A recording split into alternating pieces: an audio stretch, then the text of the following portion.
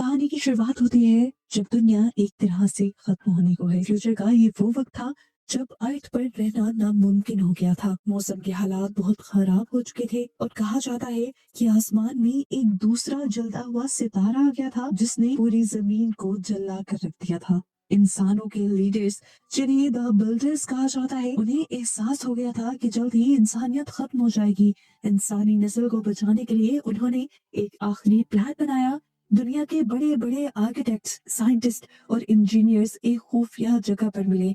उन्होंने फैसला किया कि जमीन के नीचे एक बहुत बड़ा सा शहर बनाएंगे, एक अंडरग्राउंड सिटी जहां पर लोग अगले 200 सालों तक सेफ रह सकेंगे।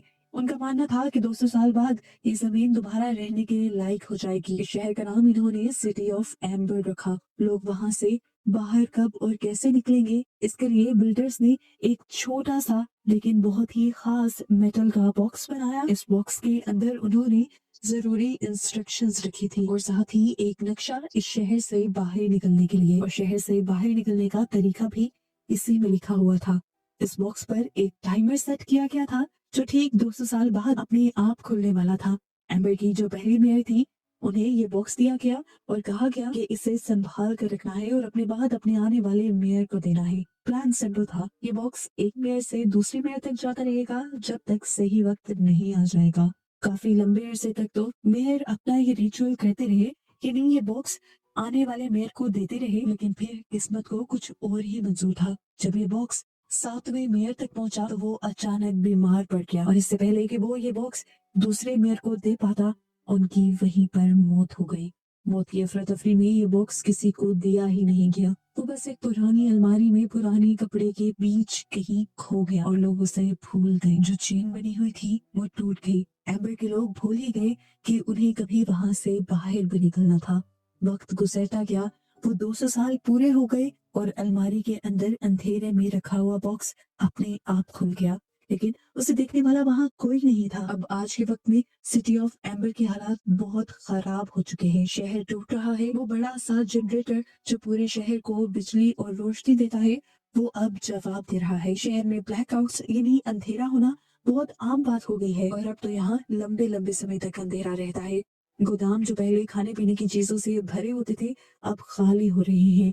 लोग डरे हुए हैं, लेकिन वहां की सरकार उन्हें झूठ बोलती है कि सब कुछ कंट्रोल में है। हमें शहर के हालात का असली पता तब चलता है जब वहाँ एक बहुत बड़ा दिन आता है जिसे असाइनमेंट डे कहते हैं। ये वो दिन है जब स्कूल खत्म करने वाले बच्चों को जिंदगी भर के लिए एक जॉब दी जाती है। अंदर में आप अपनी मर्जी से जॉब नहीं चुन सकते।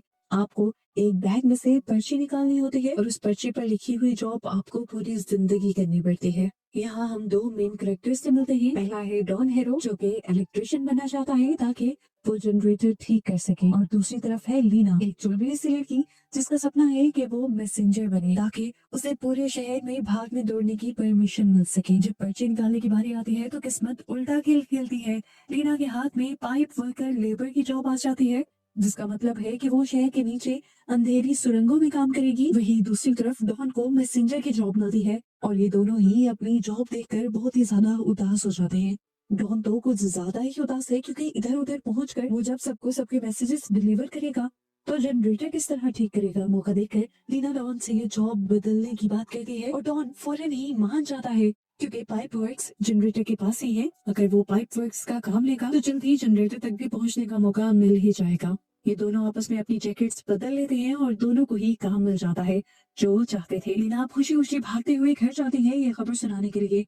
वो अपनी बूढ़ी दादी और अपनी छोटी बहन पॉपी के साथ रहती है। दादी की तबीयत ठीक नहीं रहती, उनकी याददाश्त अब कमजोर हो रही है और वो दिन भर अपनी अलमारी में कुछ ना कुछ ढूंढती रहती है।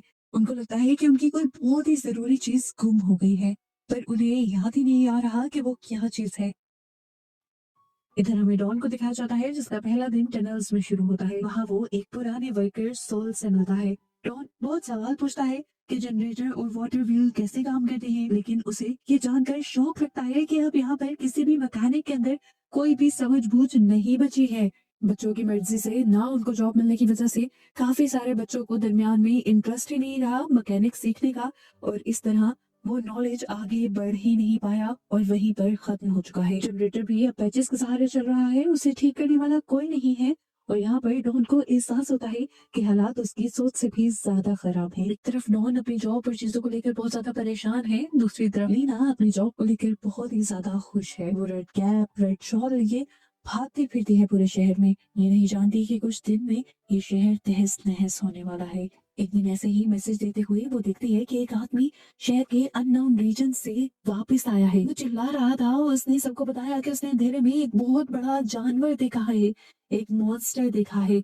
वो सबको वार्न कर रहा था कि वो मॉन्स्टर सबको मार देगा। उसने मुझ पर भी जानलेवा हमला किया, लेकिन गार्ड्स यहाँ पर उसे पकड़ लेते हैं और उसे पागल समझते हैं। उन्होंने इस आदमी को इसलिए भी पकड़ा था क्योंकि वो शहर के अननोन रीजन में गया था जहाँ पर जाना मना था। गार्ड्स उसे घसीटते हुए यहाँ से ले जाते हैं और पीछे उसके पास से कोई चीज गिर जाती है। ये एक बड़ा सा सीन था जो सच में एक बहुत बड़े कीड़े का लग रहा था। लीना उसे उठा लेती है और छुपा लेती है और यहाँ पर उसे एहसास होता है कि शहर के अननोन रीजन के अंधेरे में कुछ ऐसा राज छुपा है जिसके बारे में कोई बात नहीं कर रहा। कहानी में एक नया मोड़ तब आता है जब लीना अपने घर होती है। उसकी दादी फिर अलमारी में कुछ ढूंढ रही होती है और तभी उन्हें वो पुराना मेटल का बॉक्स मिल जाता है, वही बॉक्स जो बिल्डर्स ने छोड़ा था। छोटी पॉपी उसे पहले ही खोल लेती है और उसके अंदर के कागज चबाने लगती है और लीना मुश्किल से उन टुकड़ों को बचाकर जोड़ लेती है। उन कागजों पर अजीब सी लिखावट थी जो एम्बर में नहीं होती थी। लीना समझ जाती है कि ये वही जरूरी चीज थी जो दादी ढूंढ रही थी। लीना उन टुकड़ों को कागज की पजल की तरह जोड़ने की कोशिश करती है और उसे कुछ कुछ लफ्ज समझ आते हैं, जिस तरह इंस्ट्रक्शन, रिवर, डोर। उसे यकीन हो जाता है कि ये वही शहर को बचाने का रास्ता है जिसके बारे में कभी उसने अपने दादा और अपने बाबा से सुना था। वो इसे लेकर मेयर कोल के पास चली जाती है, लेकिन मेयर को लोगों को बचाने में कोई इंटरेस्ट नहीं था। वो एक करप्ट और मतलबी आदमी है जो लोगों को झूठी तसल्ली देता रहता है, जबकि असल में वो शहर का बचा कुचा राशन अपने लिए छुपा रहा है। जब लीना उसके ऑफिस में होती है, वो दीवार पर लगे पुराने मेयर की तस्वीरों में वही मेटल बॉक्स देखती है जो 7वें मेयर के हाथ में था, और वो 7वां मेयर असल में लीना के ही दादा थे। अब उसे पक्का यकीन हो जाता है कि ये बॉक्स बहुत ही खास है। लीना को लगता है कि उसे मदद की जरूरत है, इसीलिए वो डॉन के पास जाती है। दोनों मिलकर समझने की कोशिश करते हैं। उन्हें समझ आता है कि ये इंस्ट्रक्शंस पाइप वर्क्स की तरफ इशारा कर रही हैं, जहाँ डॉन काम करता है। कागज पर एक दरवाजे का और बाहर निकलने का भी जिक्र था। वो समझ आते हैं कि यहाँ पर उन बिल्डर्स ने उन्हें मारने के लिए नहीं छोड़ा था, बल्कि यहाँ से बाहर निकलने का भी एक रास्ता बनाया गया था। जब डॉन टनल के अंदर काम कर रहा होता है तो उसे वहां पर एक खुफिया कमरा नंबर 351 दिखता है जो लॉक है। वहां उसे एक बड़ा सा जानवर भी दिखाई देता है, एक म्यूटेटेड मोल जैसा कीड़ा, जिसे देखकर वो बहुत ज्यादा डर जाता है और वो कीड़ा भी उसका पीछा करता है। इससे साफ जाहिर हो जाता है कि अब इस बंकर्स के अंदर और रहना ज्यादा खतरनाक हो चुका है। अब यहाँ पर मॉन्स्टर्स पैदा होने लगे हैं। आज एक हुआ है, कल 2 होंगे और फिर हजारों, और ये इंसानों को खत्म कर देंगे। बाद में लीना और डॉन देखते हैं कि जो फूड गार्ड है, जो सारे राशन की रखवाली करता है, वो चुपके से उस कमरे के अंदर जा रहा था। उन्हें लगता है कि लूपर चोरी कर रहा है। जब वो किसी तरह उस कमरे के अंदर घुसते हैं तो वो हैरान रह जाते हैं। ये कमरा उन चीजों से भरा हुआ था जो चीजें कई अरसा पहले बता दी गई थी, ये अब इस बंकर्स में खत्म हो गई हैं। असली शौक उन्हें तब लगता है जब वो मेयर कोल को उस कमरे में बैठा हुआ देखते हैं। मेयर चोरी की जांच नहीं कर रहा था, वो खुद चोरी करवा रहा था और खुद वहां पर बैठकर वो आराम से खाने पीने की अय्याशी कर रहा था। उसने अपने लिए इतना खाना स्टोर कर पा लिया था कि वो पूरी जिंदगी खा सकता था, चाहे बाकी लोग भूख से मर जाते। यहाँ पर लीना और डॉन को समझ आ गई कि मेयर का कोई भरोसा नहीं है। अब उन्हें अकेले ही सब कुछ करना होगा। वो वापस उन इंस्ट्रक्शंस पर ध्यान देते हैं। कागज में एक मार्क वाले पत्थर का जिक्र था। डॉन को याद आता है कि उसने टनल के अंदर एक पत्थर देखा था जिस पर अजीब सा निशान बना था। उन्हें समझ आ जाती है कि बाहर निकलने का रास्ता शहर के नीचे बहने वाली नदी के पास छुपा है। और इन सारी रिसर्चेस के दौरान लीना को एक बहुत ही दुखी बात ये भी पता चलती है कि सालों पहले लीना के डैड ने भी लीना की तरह ही इस जगह से बाहर निकलने का रास्ता ढूंढने की कोशिश की थी, लेकिन वो अपने साथियों के साथ मारे गए और कभी भी इस मिशन में कामयाब होकर बाहर ना आ सके। यानी उनका प्लान फेल हो गया था। उन्होंने जिस टनल से बाहर निकलने की कोशिश की थी उस टनल में पानी भर गया था और लीना के डैड डूब गए थे। यही वजह है कि डॉन के डैड अब डरपोक हो गए हैं, क्योंकि वो उनका साथ दे रहे थे और अब वो नहीं चाहते कि उनका बेटा कोई भी खतरनाक काम करे। इस सच्चाई से जहाँ लीना और डॉन हिम्मत छोड़ भी सकते थे, वो इस सच्चाई को अपनी कमजोरी नहीं बल्कि अपनी हिम्मत बना लेते हैं और ठान लेते हैं कि वो अपने डैड्स का अधूरा काम पूरा करेंगे। यहाँ एम्बर में उनका फेस्टिवल भी आ जाता है। इस फेस्टिवल में शहर के सभी लोग इकट्ठा होकर शहर के लिए गाने गाते थे और ठीक इसी मौके पर लीना और डॉन ने प्लान बनाया कि वो सबके सामने मेयर की असलियत खोल देंगे। लेकिन मेयर उनसे एक कदम आगे निकला। उसने पहले ही ऐलान कर दिया कि लीना और डॉन मुजरिम हैं और झूठी अफवाहें फैला रहे हैं। ये नहीं उन्हें मुजरिम बनाने के चाहता है और गार्ड्स उन्हें पकड़ने के लिए उनके पीछे लग जाते हैं। लीना पकड़ी जाती है और उसे मेयर के ऑफिस लाया जाता है। मेयर अपनी चोरी किए सामान के बीच आराम से बैठा हुआ उसे धमकाता है और इस टाइम लीना को लगता है कि सब कुछ खत्म हो जाएगा। लेकिन तभी यहाँ पर अचानक से लाइट चली जाती है और पूरा शहर अंधेरे में डूब जाता है। इस अंधेरे का फायदा उठाते हुए लीना वहां से भाग निकलती है। वो अपनी छोटी बहन पॉपी को उठाती है और डॉन से मिलती है। उन्हें पता है कि अब उन्हें शहर छोड़ना पड़ेगा।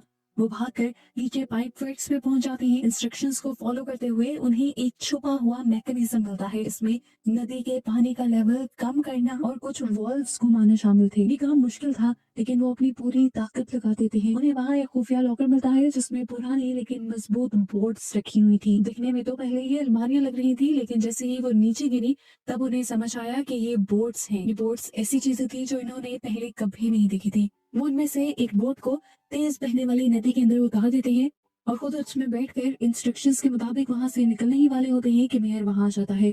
वो भी सिंगिंग सेरेमनी से भाग आया था क्योंकि वो जानता था कि आज जनरेटर फटने वाला है। ये अफवाह पूरे शहर में फैल गई थी। पूरे शहर में अफरा तफरी थी और मेयर यहाँ पर सिर्फ अपने आप को एक खुफिया बंकर में छुपाने आया था जहाँ रहकर उसकी जान बच सकती थी। लेकिन जैसे ही वो अपने छुपाए हुए खाने वाले कमरे में घुसता है तो वहीं पर अचानक वो बड़ा सा मॉन्स्टर आ जाता है जिसे हमने पहले भी देखा था। मेयर खुद ही अपनी लालच की जाल में फंस गए उस जानवर का शिकार बन जाता है। लीना, डॉन और वो छोटी पॉपी तीनों मिलकर उस बोट में बैठ जाते हैं। डॉन का बॉस वो बूढ़ा वर्कर सोल उनकी मदद करता है। वो पानी के प्रेशर को कंट्रोल करने के लिए एक लीवर पकड़कर खड़ा हो जाता है। ये लीवर खराब हो चुका था, वो अपने कंट्रोल में नहीं आ रहा था, इसीलिए सोल ने अपनी जान जोखिम में डाल दी ताकि उन्हें बाहर भागने का मौका मिल सके। जैसे ही पनबिल चलने की वजह से पानी का बहाव तेज होता है तो इनकी नाव भी वहां से गुजरती हुई एक खुफिया खाई के अंदर चली जाती है। यहाँ बहुत ही ज्यादा अंधेरा था और हर चीज बहुत ही ज्यादा डरावनी लग रही थी। ये हाई स्पीड वाटर स्लाइड जैसा था और इन्हें डर भी बहुत ज्यादा लग रहा था। अंधेरे में घूमती हुई उनकी बोट बड़े बड़े झरनों से होती हुई नीचे गिराती है एक बहुत बड़ी केव के अंदर। वहाँ दीवार पर उन्हें बिल्डर्स का लिखा हुआ एक मैसेज दिखाई देता है जो उस टाइम वहाँ आने वालों के वेलकम के लिए उन्होंने लिखा था। और ये पढ़ के इन दोनों को एहसास हो जाता है कि ये लोग फाइनली कामयाब हो गए थे। इनकी खुशी का तो कोई ठिकाना ही नहीं था। यहाँ से अब इन्हें बहुत ही लंबी सीढ़ियां चढ़नी थी। ये उन गोल गोल सीढ़ियों को चढ़ना शुरू कर देते हैं। घंटों चढ़ने के बाद उन्हें ऊपर से थोड़ी सी रोशनी दिखाई देती है। थोड़ी सी और सीढ़ियां चढ़ने के बाद वो ऊपर की चीजें हटाते हैं और फाइनली पहली मर्तबा जमीन पर आसमान के नीचे सांस लेते हैं। लेकिन अफसोस की जमीन पर भी उतना ही अंधेरा था जितना नीचे था। असल में ये लोग तो पैदा होने से अब तक कभी जमीन पर गए ही नहीं थे। इन्हें रात का तो कोई कॉन्सेप्ट था ही नहीं। ये लोग बहुत ही ज्यादा उदास हो गए थे लेकिन फिलहाल चांद और सितारों को देखकर खुश भी थे। अब ये लोग यहाँ आ गए थे, वापस जाने का तो कोई रास्ता ही नहीं था। ये लोग यही सो जाते हैं और सुबह इनकी आंख रोशनी से खुलती है। आसमान में ये लोग देखते हैं तो आहिस्ता आहिस्ता एक तरफ से सूरज उग रहा था। सूरज की रोशनी पड़ते ही यहाँ पर सारे परिंदे उड़ने लग जाते हैं और चहचहाने लग जाते हैं।